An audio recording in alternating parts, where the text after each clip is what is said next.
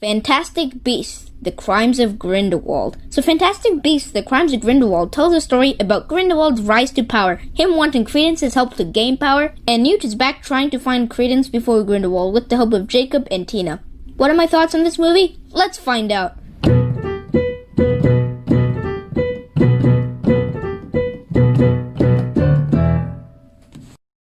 Hello there, I'm the Happy Stormtrooper Face. If you want more movie reviews, skits, and Star Wars talks, don't forget to like and subscribe for more videos like this. Before we get started, please just remember that this is just my opinion. My opinion isn't the right opinion, it's just my opinion. I would love to hear your opinions down below. Without further ado, let's get started with some of the positives. As usual with these movies, the visuals are stunning to look at. The movie has some great and exciting action sequences that are stunning and feel real. The design of these fantastic beasts once again look real for the most part, and makes me want to have a bow truckle so badly. Once again, Eddie Redmayne delivers a good performance as Newt Scamander that once again transports us into his character well. Jude Law is great as a younger Dumbledore. Most of the acting in this movie was done well. I also think Johnny Depp did a decent job of portraying Grindelwald. Sadly, I do have a few flaws with this movie. The first one being that the way we get the plot going and our characters back into action felt forced and didn't flow as well from a character standpoint or story standpoint. The inclusion of Jacob in the plot felt like he was just there because the movie needed it to, and didn't fit the best with his personality. Queenie and Jacob just kind of appear in London to visit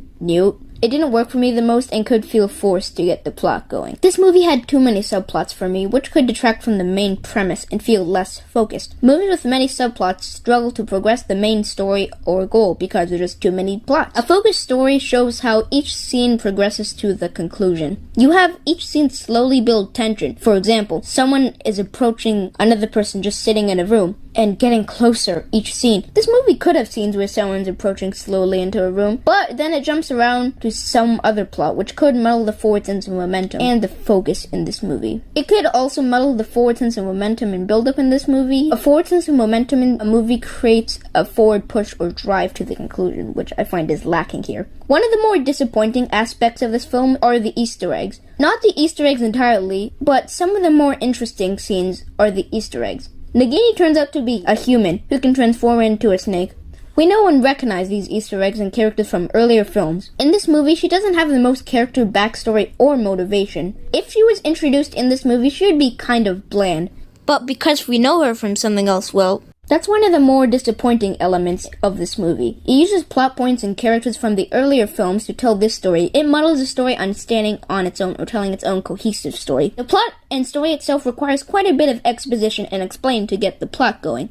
I understand that a film needs exposition to get the motivation set up, explain the goal and what they're fighting for, then the plot gets going in the second act. The problem is that the exposition flows throughout the entire movie, so it's hard to see when the true vision of this movie starts. It could feel like someone telling the main character to go on a quest, and then the quest ends, which removes the middle part. Since this movie could lack a middle act, which usually is the longest part of the story, this movie still needed feature length. To compromise for that, we have an extended first act, which sadly forces the story to require to have more exposition, since the first act has most of the exposition in a movie, which could muddle the storytelling and an organic unraveling of information. Overall, the action sequences and acting in this movie was good, but this movie lacks in a pacing and plot perspective in my opinion. I'm gonna give Fantastic Beasts: The Crimes of Grindelwald a C- with soundtrack review.